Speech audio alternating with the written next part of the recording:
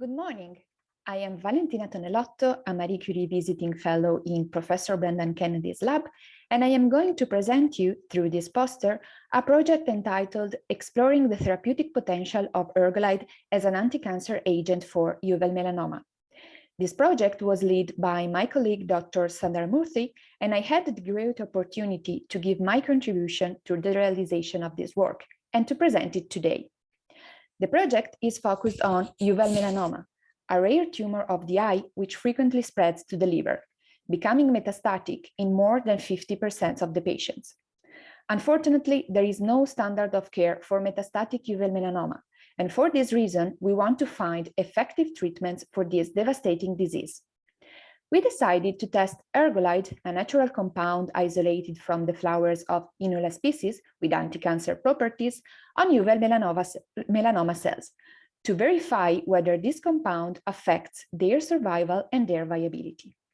In Figure 1, we can see that by MTT studies, we detected a dose-dependent reduction in the viability of metastatic uveal melanoma cells, the OMM 2.5 cells, after the treatment with Ergolide for 96 hours. And we determined that the IC50, so the concentration at which cell viability is inhibited by 50%, is 2.9 micromolar.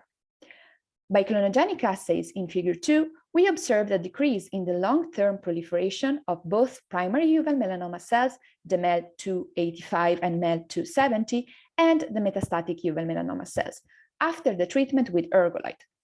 The compound is also able to reduce the tumor growth in vivo, as we observed in zebrafish OMM 2.5 xenografts models shown in Figure 3. Here, we transplanted DIL-labeled OMM 2.5 cells into the perivitelline space of 2 days old zebrafish larvae, and we treat them with 0.5% DMSO or 2.5 micromolar Ergolide for 3 days.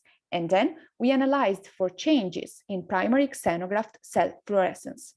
What we observed was a significant decrease in the primary xenograft fluorescence, suggesting that the compound is blocking the tumor growth. In Figure 4, you can see that Ergolide also significantly altered the expression of specific subset of proteins in the OMM 2.5 cells. In particular, we analyzed proteomic data from OMM 2.5 cells treated with DMSO 0.5% or Ergolide 2.5 micromolar for 4 and 24 hours. And we exploited gene ontology classification to identify the biological processes associated to the differentially expressed proteins.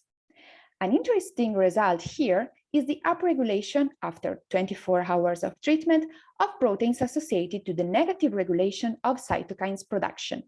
This result is in line with the fact that, from the literature, we know that Ergolide inhibits NF-κB, a transcription factor which induces cytokines expression.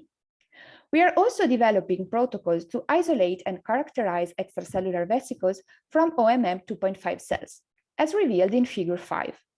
My colleague Hasfani, during her secondment in Pharmahungary, found the optimal serum condition and drug concentration to use, and she performed ultracentrifugation to isolate EVs.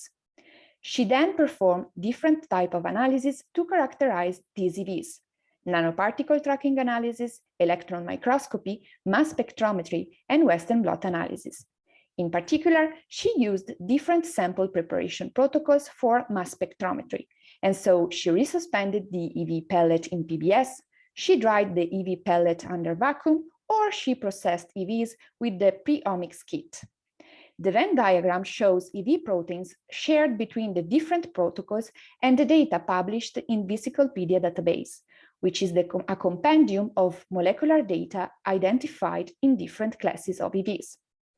At the moment, I am isolating EVs from human plasma using the sucrose cushion ultracentrifugation protocol, which I summarized here in Figure 6. And I performed a first characterization of the EVs isolated by performing Western blot and electron microscopy analysis. In the next future, we will evaluate how Ergolide affects the molecular properties of extracellular vesicles isolated from OMM 2.5 cells and from patients' plasma. The realization of this project was possible thanks to all the collaborators, the foundations, the consortia, and the people who donated their blood. Thank you very much for your attention.